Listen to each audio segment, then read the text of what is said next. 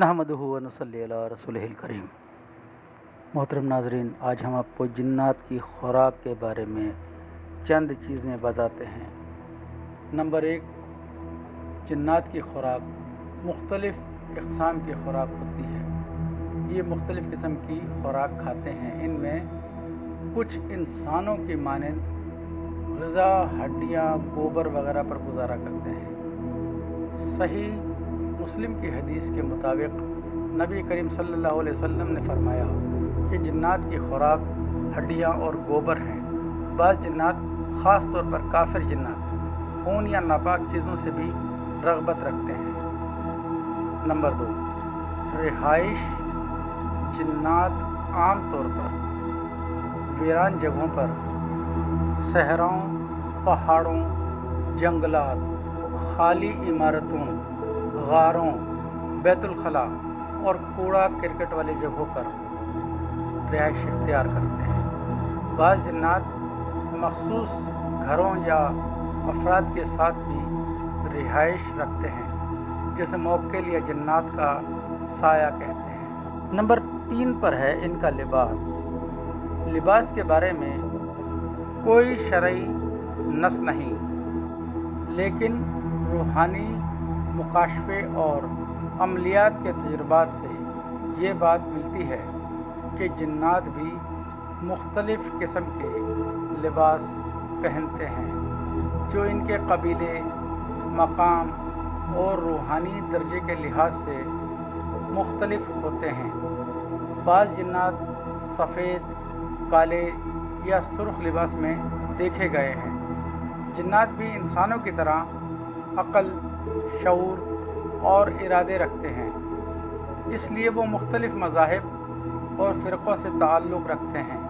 قرآن اور حدیث کی روشنی اور روحانی مشاہدات کے مطابق جنات کے مذہب اور فرقے درجہ ذیل ہو سکتے ہیں۔ نمبر 1، مسلمان جنات۔ یہ جنات اسلام کو مانتے ہیں، نماز، روزہ، ذکر و تسبیح اور عبادات کرتے ہیں۔ کچھ قرآن پاک پڑھتے ہیں اور بعض اوقات نیک انسانوں کی مدد بھی کرتے ہیں۔ یہ بھی اہل سنت، شیعہ، دیوبند، بریلوی، اہل حدیث اور صوفی مزاج وغیرہ ہو سکتے ہیں۔ نمبر 2، کافر جنات۔ یہ جنات اسلام کو نہیں مانتے۔ ان میں عیسائی جنات، یہودی جنات، ہندو جنات، مجوسی، آتش پرست جنات اور ملحد جنات بھی ہوتے ہیں۔ شیطانی یا ابلیسی جنات بھی انہی میں شامل ہیں۔ فرقے باعتبار عقیدہ جنات کے بھی مختلف فکری گروہ ہوتے ہیں۔ کچھ صرف ابلیس کے تابع ہوتے ہیں، کچھ روحانی سلسلوں سے منسلک ہوتے ہیں، جیسے قادری، چشتی، نقشبندی۔ کچھ صوفیات کالے علم کے ماننے والے ہوتے ہیں۔ بعض آزاد روح کی طرح ہوتے ہیں، کسی مذہب یا اصول کے پابند نہیں ہوتے۔ اہم بات، جنات بھی حق باطل کی کشمکش میں مبتلا ہوتے ہیں۔ قرآن مجید فرقان حمید میں سورہ جن میں جنات کے ایمان لانے اور کافر ہونے کا ذکر موجود ہے، جس کا ترجمہ ہے، اور ہم میں کچھ مسلمان ہیں اور کچھ ظالم یعنی کافر ہیں۔ جنات مسلمانوں کو مختلف وجوہات کی بنا پر تنگ کرتے ہیں، جن میں روحانی، نفسیاتی اور بعض اوقات انسانی غلطیاں بھی شامل ہوتی ہیں۔ درجہ ذیل اہم اسباب ہیں۔ نمبر 1، اگر انسان نادانستہ کسی جنات کے ٹھکانے، مثلاً ویران جگہ، درخت، حمام، قبرستان کو نقصان پہنچا دے تو جن بدلہ لیتے ہیں۔ نمبر 2، عاشق جنات۔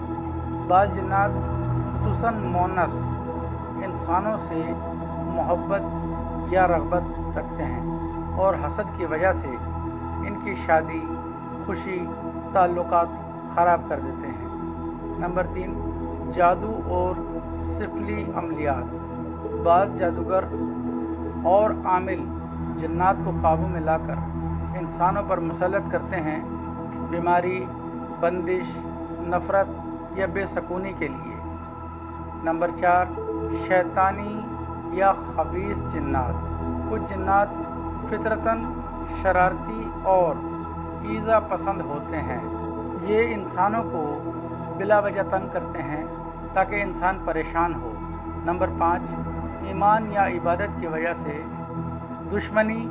بعض شریر جنات ان انسانوں کو نشانہ بناتے ہیں جو نیک ہوں، عبادت گزار یا روحانی ترقی کی راہ پر ہوں۔ نمبر 6، وسوسے ڈالنا۔ جنات انسانوں کے ذہن میں شک، خوف، الجھن اور غلط خیالات ڈال کر ایمانی یا ذہنی سکون خراب کرتے ہیں۔